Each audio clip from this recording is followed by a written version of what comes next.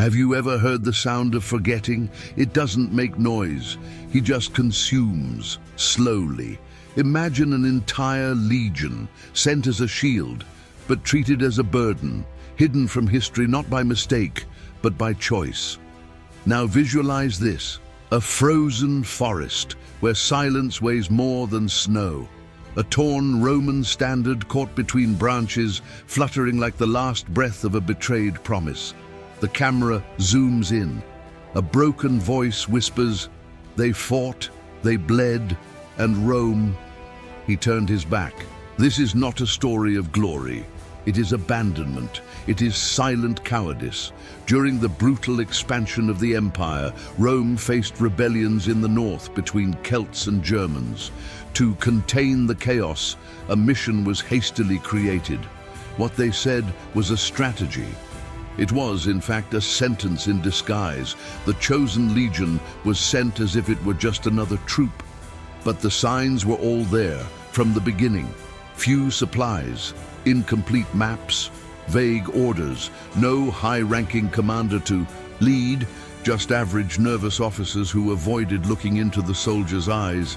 And the scariest thing, nobody talked about reinforcements, nor in return. The rumor came out even before the first gear. This mission is a punishment. Others said, we're just a distraction to protect more important routes. But there was something everyone knew, even if no one dared to say it out loud. Rome didn't expect them to come back.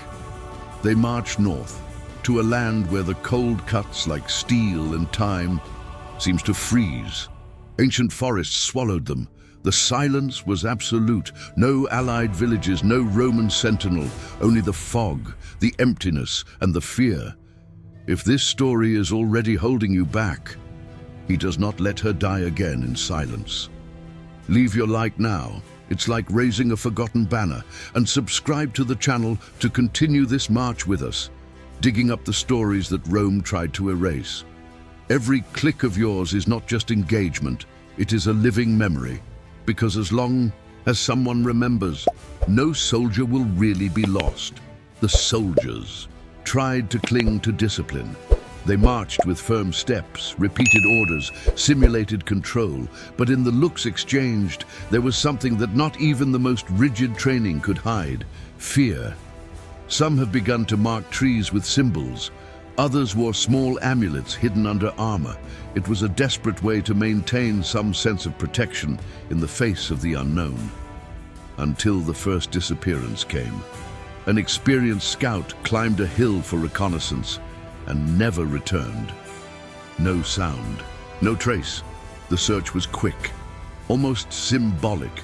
Everyone knew something had taken him, and he wasn't just a physical enemy. It was as if fate itself had decided to eliminate him. The march continued, but now each step seemed to echo like a countdown, as if a trap is being carefully activated.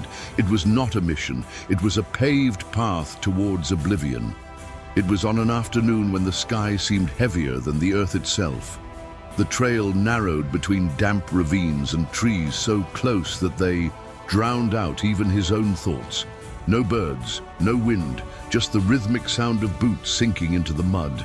And then, the scream.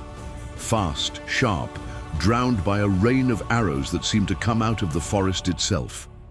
The first soldiers fell without even raising their shield, not even time to scream, not even a chance to react. The wet earth became a tomb, and the forest, a cramped slaughterhouse where there was no room to form a line, let alone escape. The ambush was brutal. The attackers knew exactly where they were. The legionnaires tried to regroup, but the commandos were lost in the shouts, in the chaos, in the banners that fell like trees under invisible axes. The vanguard centurion fell with an arrow in his neck, kneeling, still trying to command, as the blood gushed out. By the time the silence returned, it was too late. 30 bodies littered the ground. There was no victory chant. There was no withdrawal curfew. Only mud, blood, and the muffled sound of the crows approaching. Rome followed in silence. No message, no response, no reinforcement. Among the survivors, the whispered question began to grow like a plague. Did they send us here to die? In the following days, what came was not a new offensive, but something worse. Absolute silence. But it was. Not an empty silence. It was a silence full of eyes. They were being watched, followed, hunted. At night, branches broke in the distance. Subtle whistles crossed the trees. During the day, traps appeared. Covered holes, hidden spears, ropes armed with hooks. The forest became an invisible enemy, and the soldiers' minds began to break. Roman discipline, forged in steel and blood, was beginning to crumble before the invisible. The water in the rivers brought fever. The food, poorly stored, rotted. Quickly, men fell without battle, overcome only by decay. The enemy did not need to attack, I just waited. Each tree seemed to hide eyes, every shadow a threat. And in the midst of this silent terror, what hurt the most, it was absence. No order, no sign. Rome did not respond, Rome did not remember, until one cold night, a soldier said around the campfire, "We have not been forgotten. We were dropped off here on purpose." No one answered, but no one disagreed. It was the end of certainty and the beginning of disintegration. When faith in the homeland dies, the soldier who remains is just a frightened man, surrounded by forest, cold, and death. There was no decree, no official order to retreat, only chaos, spreading like a plague. A group tried to flee through the north, disappeared. Another threatened the tribune during the night, demanding immediate retreat. But the tribune, he was no longer the same. His sunken eyes no longer shone with Roman pride. He only stared at the void as if he already knew Rome was left behind. The banners began to disappear. Some were hidden, others burned. There were those who used them as firewood, the symbol of the homeland. Now it was just dirty fabric, meaningless, worthless. Honor has become a luxury. Soldiers looted the bodies of brothers for a strip of leather, for moldy crumbs. The legion became a tribe. The tribe, a disorganized crowd, divided by fear and instinct. Some buried letters in cans, others murmured prayers or curses. But they all shared the same look. Rome threw us here, and it will not come back. The scouts returned in silence, eyes wide, trembling voices. They are coming, many. A barbarous army, larger than any prediction, well-armed, determinate. And the legionnaires, with cracked shields, improvised spears, armor corroded by mud and time. There was no plan, only survival instinct. With helmets, they dug shallow pits. With broken shields and pieces of cart, they erected barricades. The bodies of the dead were dragged to the shore as a warning or as a last wall. They knew that the dawn would not bring life, but there was no despair either. There was silence, a silence that was not fear. It was acceptance. Some sharpened blunt swords, others murmured prayers. A centurion kneeling repeated to himself, "To die as a Roman, is that it? To die as a Roman." And when the darkness screamed, the ground shook with the fury of the inevitable. The battle was wild. There was no strategy. It was flesh against blade, despair against fury, screams swallowed by spears, orders interrupted by blood. And when the sun came up, no standard remained. No cry echoed, just crows.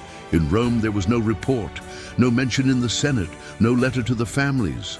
The legion disappeared, and it was treated as if it had never existed. Maps were quietly altered.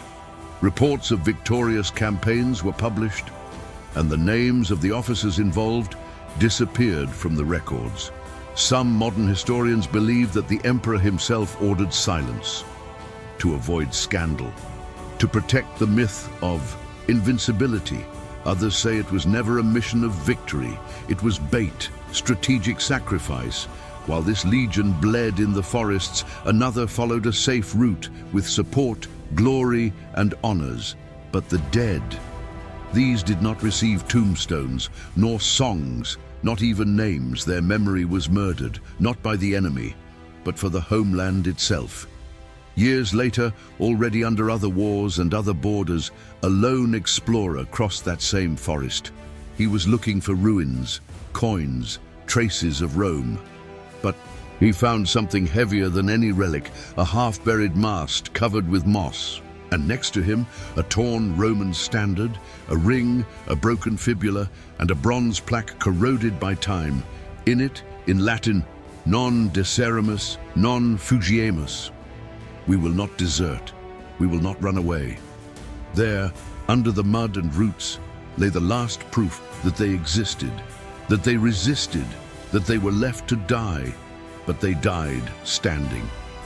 The official history tried to silence them, but the earth refused to forget them, because Rome was made of stone, but supported by men who fought not for Caesar, but for each other. And sometimes the greatest heroes, they are precisely the ones that no one dares to remember. If this story touched you, don't let them die again. Leave your like, sign up, and help excavate what Rome tried to bury. As long as there are those who remember, no soldier will really be lost.